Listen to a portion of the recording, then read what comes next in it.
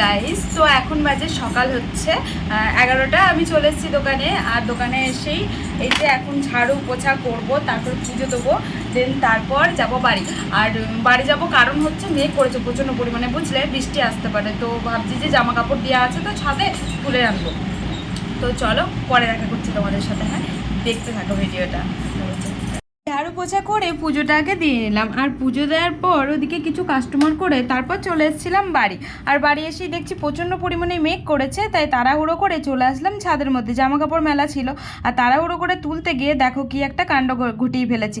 সঞ্জুর একটা T shirt পড়ে গেছিলো নিচে, তো এদের ছাদে না খুব একটা কেউ ওঠে না, তাই কাকে দিয়ে আর বলবো। শহরে তোমরা তো জানোই কারোর বাড়িতে কিন্তু বেল বাজানো অত অ্যালাউ না, খুব দরকার না থাকলে। তাই ভাবলাম যে কী দিয়ে আর তুলি, বাচ্চাটাকে ভেবেছিলাম যে নিচে নামাবো, তারপর দেখছি ও যদি পড়ে যায়, যার জন্য আর কি আর নামালাম না। তাই ভাবজি আমাকে তুলে দিল, আর দেওয়ার পর এদিকে চলে এসেছিলাম নিচে।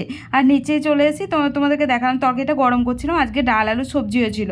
খেতে যেই না বসবো অমনি এসছে আমার একটা পার্সেল। তো কালকে অর্ডার করা হয়েছিল, কি অর্ডার করেছি তারা তোমাদেরকে বাড়ি গিয়ে দেখাচ্ছি। আর এই দাদাটাই আমাকে পার্সেল দেয়, তো যার জন্য আর কি অ্যাড্রেসটাও চিনে গেছে। পার্লারের সামনেই দাঁড়িয়ে ছিল, আর দাঁড়িয়ে আমাকে বলছে যে আজকে সব ওপেন করোনি। আমি বলছি হ্যাঁ করেছি, কিন্তু আমি খেতে এসেছিলাম বাড়িতে। তো প্রচণ্ড ভারী ছিল জানো তো, চাগিয়ে আমি নিয়ে যেতে পারছিলাম না। তার মধ্যে এই লং জামাটা আবার পরেছিলাম, তার জন্য আরও প্রবলেম হচ্ছিল। আজকে গরম করছে প্রচণ্ড পরিমাণে জানো তো। তারপর এই দেখো পার্সেলটা নামিয়ে রেখে ওদিকে এসে খেতে বসলাম। খাওয়া দাওয়া করে তোমাদেরকে তো দেখাতে হবে যে কী এসছে। তো তোমরা গেস করে বলো দেখি কী এসছে। দাঁড়াও গেস করতে হবে না, আমি দেখিয়েই দিচ্ছি তোমাদেরকে সব জিনিসই দেখায়, আর এটা দেখাবো না বলো।